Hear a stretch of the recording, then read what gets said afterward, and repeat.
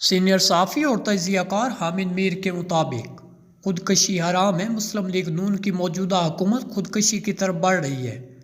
میں اس خطرے سے بے خبر تھا۔ مجھے اس خطرے کی خبر وفاقی کابینہ کے ایک رکن کی گفتگو میں ملی۔ وہ سوشل میڈیا پر نئے چیف جسٹس یحییٰ آفریدی کے خلاف شروع ہونے والی مہم پر کافی پریشان لگ رہے تھے۔ پریشانی کی وجہ یہ تھی کہ نئے چیف جسٹس کو مسلم لیگ نون اور اس کے اتحادی آئین میں 26ویں آئینی ترمیم کے ذریعے تیسرے نمبر سے اوپر لے کر آئے۔ نئے چیف جسٹس کی تقرری کو 8-10 دن بھی نہیں گزرے اور سوشل میڈیا پر کچھ ایسے خواتین و حضرات نے جسٹس آفریدی کے خلاف عرضہ سرائی شروع کر دی جن کا مسلم لیگ نون کے ساتھ تعلق کوئی ڈھکا چھپا نہیں۔ شہباز شریف کی کابینہ کے اس رکن کا خیال تھا کہ نئے چیف جسٹس کو سوشل میڈیا کے ذریعے بلیک میل کرنے کی کوشش خودکشی کے مترادف ہے، کیونکہ جسٹس یحییٰ آفریدی کسی دھونس یا دھمکی میں آنے والے نہیں۔ میں نے پوچھا کہ سوشل میڈیا پر جسٹس آفریدی کے خلاف چلنے والی مہم کا حکومت کے مستقبل سے کیا تعلق ہے۔ کابینہ کے رکن کا کہنا تھا کہ نئے چیف جسٹس کے خلاف دشنام ترازیاں کرنے والے کچھ ایسے لوگ بھی ہیں جن کو کچھ عرصہ قبل صدارتی ایوارڈ دیے گئے۔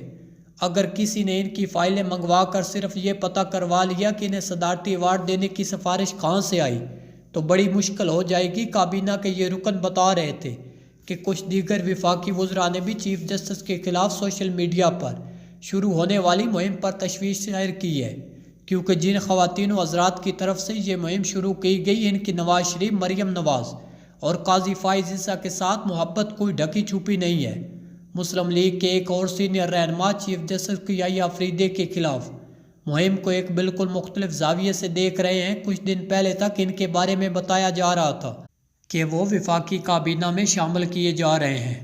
نئے چیف جسٹس کی تقرری کے ٹھیک 7 دن بعد وہ اپنے قریبی دوستوں کو یہ کہتے سنے گئے کہ اس سیاست نے میرے خاندان کو رسوا کیا، کاروبار تباہ ہو گیا، بار بار جیلوں کے دھکے کھائے۔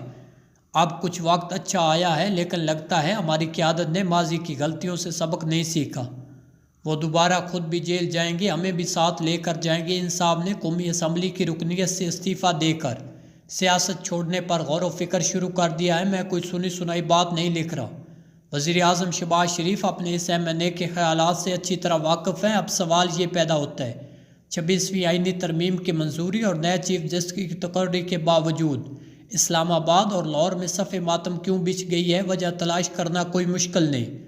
سوشل میڈیا پر جسٹس یحییٰ آفریدی کے خلاف چیخ و پکار کرنے والوں کے 2 اہم ترین اعتراضات ہیں۔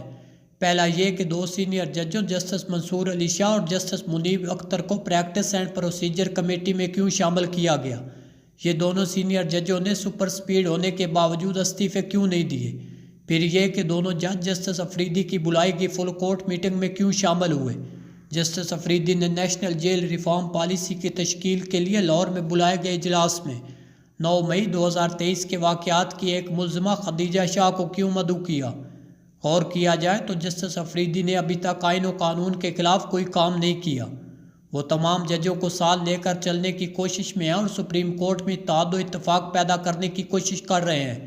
جیل ریفارم کے لیے بلائے گئے اجلاس میں جسٹس عالیہ نیلم، جسٹس شمس محمود مرزا اور انسانی حقوق کی کارکن سائمہ امین خواجہ کے علاوہ مسلم لیگ کے سینیٹر آج چیمہ کو مدعو کیا گیا۔ آج چیمہ اور خدیجہ شاہ کو مدعو کرنے کی وجہ یہ تھی کہ دونوں نے پنجاب کی جیلوں میں لمبی قیدیں کاٹی ہیں۔ دونوں میں جیلوں میں اصلاحات کے بارے میں اچھی تجاویز دینے کی اہمیت ہے۔ جسٹس آفریدی نے اس معاملے پر حکومت اور اپوزیشن دونوں کو ساتھ لے کر چلنے کی کوشش کی ہے۔ تحسین کی بجائے ان کی نیت پر شک کرنا کم ظرفی کے سوا کچھ نہیں۔ 26ویں آئینی ترمیم کے تحت تشکیل پانے والے جوڈیشل کمیشن کا پہلا اجلاس بھی 5 نومبر کو ہونے والا ہے۔ اس کمیشن میں سپریم کورٹ کے سینئر جج منصور علی شاہ، منیب اختر، امین الدین خان، وزیر قانون اعظم نذیر تارڑ، شیخ آفتاب، عمر ایوب، شبلی فراز، فاروق نائک اور اٹارنی جنرل شامل ہوں گے۔ اگر کمیشن کے اجلاس میں حکومت اور اپوزیشن مل جل کر فیصلے کرنے کا اختیار رکھتی ہیں تو جیل ریفارم کے اجلاس میں خدیجہ شاہ کی شمولیت پر چیخ پا ہونے کی کیا ضرورت ہے؟ حکومت کی پریشانی کی وجہ یہ ہو سکتی ہے کہ نئے چیف جسٹس کی تقرری کے بعد عدلیہ کے اعتماد بحال ہو رہا ہے۔ عمران خان کے ایک وکیل انتظار حسین پنجوتا کی رہائی کے لیے عدلیہ نے اتنا زیادہ دباؤ ڈالا کہ ریاستی اداروں کو انہیں رہا کرنے کے لیے ایک جعلی پولیس مقابلہ کرنا پڑا، جس نے شیخ رشید احمد، عثمان ڈار اور صداقت عباسی کے فیکس ٹی وی انٹرویوز کی یاد تازہ کر دی۔